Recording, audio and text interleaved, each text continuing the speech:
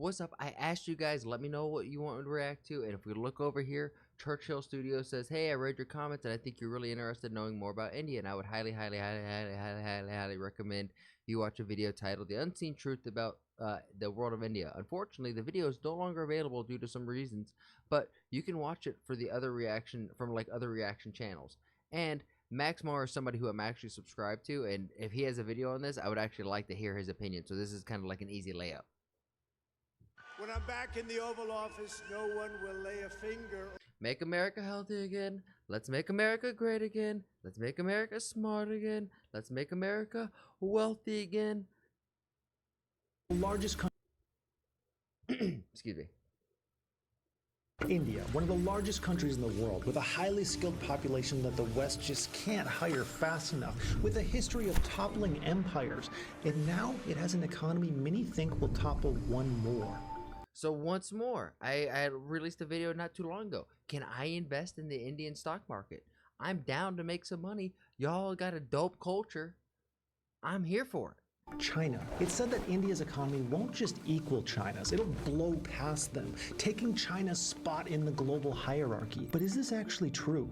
Because this would flip the economy of the world, impacting you directly, maybe making you rich in the process. Let me know. And more importantly, will China let this happen? Well, the answer to these questions starts with BRICS, not the red kind. About 20 years ago, a Goldman Sachs economist invented the word BRICS. Oh my god, I am so fucking horny for this video. Which stands for Brazil, Russia, India, and China. This might sound like a list of holiday destinations, but it's actually something much more exciting. It's a prophecy. You see, BRIC... Yeah, they're all POIs at different servers in an MMORPG. Or the more modern BRICS, after the inclusion of South Africa, refers to the developing countries that were believed to become the dominant suppliers of manufactured goods, services, and raw materials by 2050. Countries like Brazil and Russia would become powerhouses of raw materials, but in particular, China would become the world's dominant supplier of manufactured goods and services. They would do, which arguably they kind of already are. Do this alongside one other major country, the only one that could rival it, India. But when you have two growing economies racing through stages of development, both fueled by the same industry, there's going to be ruthless competition, and only one can win.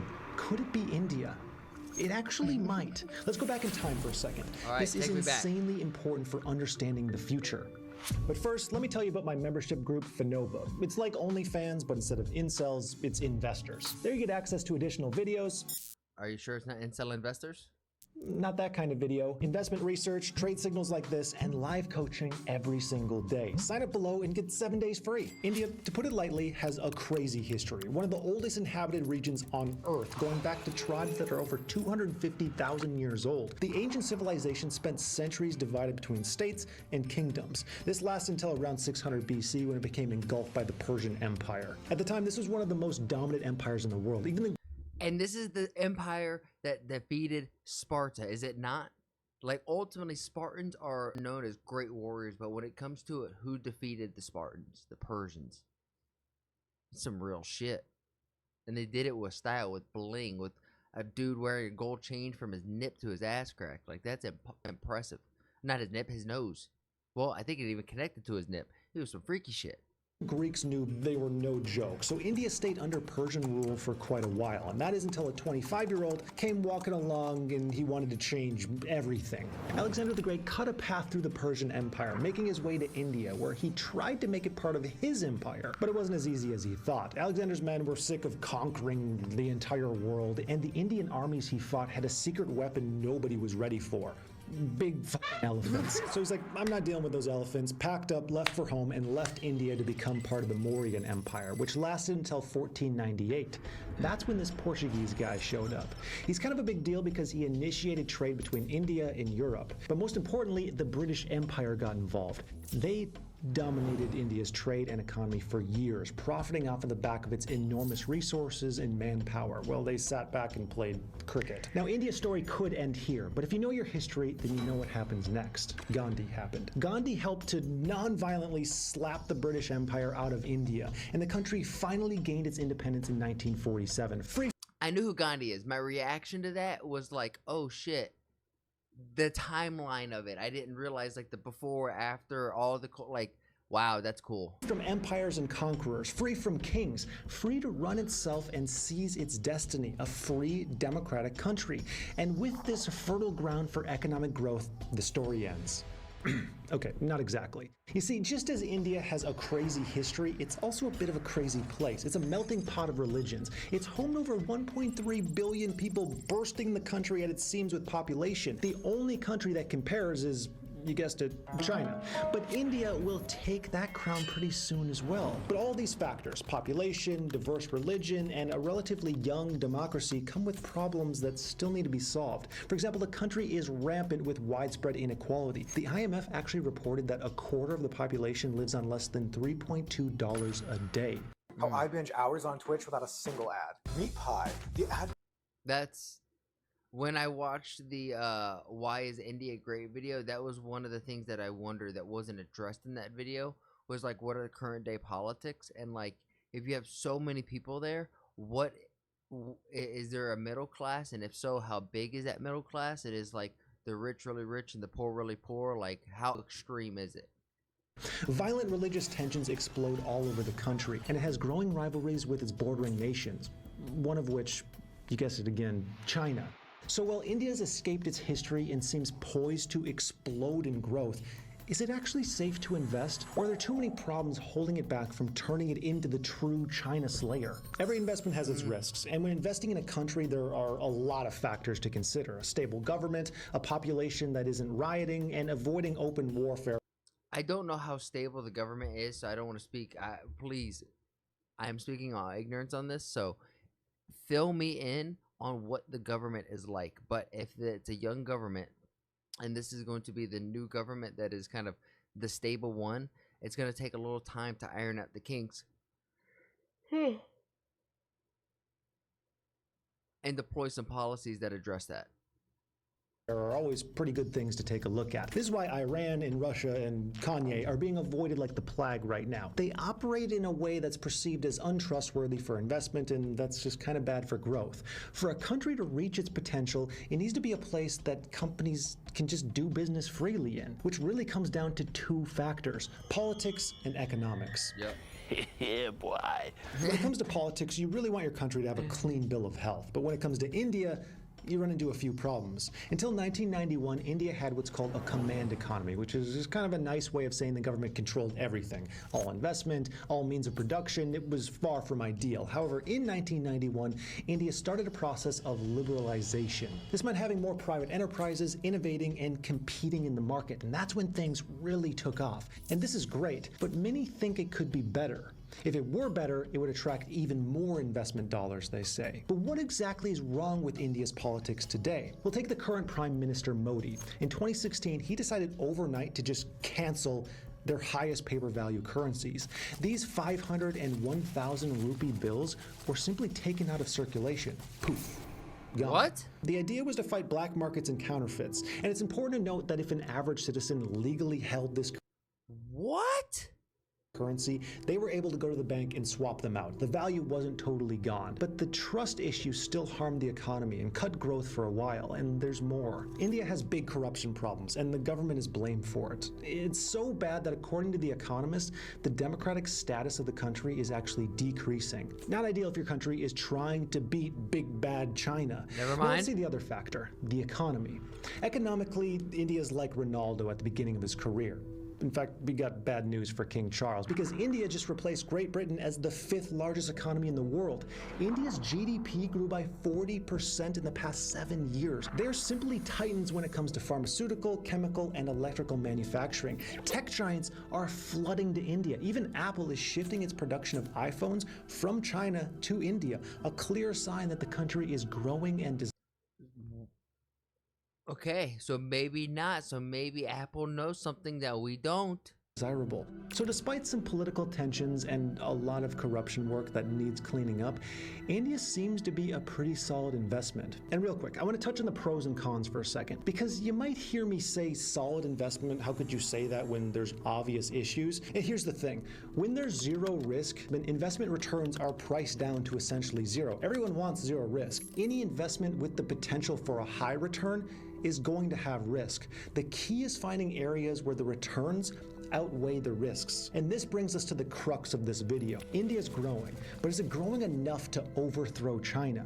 China's the only state that's managed to beat India's growth. It's a country built on an economy and ideology that's so strong even easygoing dudes like Putin would back off. And its ruler just solidified his power, which puts China's economy in a pretty firm place. But tensions are growing between the two nations, and moves are being made to protect and establish key trade routes. More on that later, but right now, based on their current foundation, will China stay in the lead or will India seize the opportunity and win? The answer again lies in two key elements. To expand quickly, a country needs a healthy, growing population. And from the outside, it looks like China has India beat. China's #1 in the world with over 1.4 billion people, a tad more than India. Now, numbers matter a lot when you think about industrial firepower, but it's not the most important thing. What matters even more is the age of population. The Chinese population is declining and getting older quickly. This is something that happens in industrialized countries, especially ones that institute insane reproduction policies. And here's where India takes a decisive lead. You see, in India, almost half the population is under 25 years old. It's one of the youngest in the world. Not only that, but it's part of India's culture to get into tech, which means the country And excuse me, the youth are always going to be the ones to push and innovate stuff. So if India's culture is young, oh man, I can't wait to see like these new wave of Indian people, leadership. Excuse me, let me phrase that correctly. Is young, and they get to mature with their ideas and be in positions to actually implement change. That's a great thing. country has a young, energetic workforce that's trained to do work in one of the most demanded industries in the world, where China's kind of stuck with a bunch of elderly people, meaning slower growth and higher costs. And the story doesn't end there. China has invested since the 80s at a speed that no one saw coming and managed to build an amazing system of infrastructure. Cities, public transport, airports, factories, everything. In a weird way, that's probably been helped by China's political system, which dominates pretty much everything in the country, right down to people's day-to-day behavior. Now, I'm not supporting that level of control, but they did get things done pretty quickly and lifted hundreds of millions of people out of poverty. Meanwhile, India is a whole different story. While India isn't on China's manufacturing level, the country managed to build a sort of invisible infrastructure, particularly its investments made in IT and tech. To give you an idea, India has 100 unicorns. These are startups that are worth more than $1 billion. This is third only to the US and China. Not only that, the IT sector is so strong that a lot of Indians are becoming CEOs of the most advanced companies in the world. Google, Microsoft, IBM, Twitter, well, you get the point. If I was China, I'd be pretty scared because, well, they've got manufacturing on lock, which is an incredible economic foundation. Their population doesn't have the youth and drive of India's, and India's loving embrace of the tech industry is only going to propel their growth further, cementing their name as a titan of the future, which is probably why China wants to stop them at all costs. Now, if you're a degenerate, and I say pearl necklace, then you probably have a particular image in your head. But when it comes to India and China, pearl necklace means something much more threatening. The string of pearls theory suggests that China's encircling India like a python and its prey. China's taking control of ports across the Indian Ocean and key waterways like the Strait of Mandeb. Combine this with the development of the China-Pakistan Economic Corridor connecting trade in the region and China's Belt and Road Initiative, this effectively allows China to form a trade circle around India. This means control of India's power, trade, and freedom. And like a string of pearls, Wind Titan strangles the victim. This all suggests that China is taking India's power very, very seriously. But India isn't about to take this lying down. They actually have a strategy of their own. Because you know what's better than a pearl necklace? A diamond necklace. Countering China's move, India is expanding its naval bases to key locations around the world and improving relationships with strategic countries, even going so far as building relationships with Mongolia, north of China. This allows India to counter China's string of pearls by encircling the country on an even grander scale. This ambitious plan puts India in an incredible defensive position. China's playing chess and they're saying or excuse me, China's playing checkers and India said we're playing chess. Gain crucial control over the Malacca Strait, limiting China's trade across the Indian Ocean and Africa. So in short, if China wants to fight, India's game. India's ready. There's a lot of unknowns when it comes to India versus China, but if I had to bet, I'd say India comes out ahead. They're younger, hungrier, and have great relationships with Western countries. From here, you might be wondering how to invest in India. And the easiest way to do it is to buy an index fund that tracks top-performing Indian stocks. The first ticker is INDY. This is a fund that tracks the 50 largest companies in India, giving you exposure to the safest assets in the country. If you're interested, simply go on a stock brokerage, search INDY, click buy, and the number of shares that you'd like. By the way, I'm doing this on Webull, which I'll have linked down below. If you want to try them out, you'll actually receive up to 12 stocks free just for joining and making. Very interesting. Very interesting. I was curious on how to invest in the Indian market, and now I'm going to put my money where my mouth is. But if you guys like the way the words are flowing out my mouth, so you're picking up what I'm putting down. Hopefully I don't offend anybody. I'm just a Southern American dude spitting my opinions on things that I'm interested in on the internet. So if there's things that you want to see me react to on the internet, leave it in the comments below, and let's have a conversation and be respectful. Spread love, spread joy, not hate. Don't make people cry. Don't go eating no pets. Don't go making babies cry. And with that said, I'll catch you guys on the next one. Bye.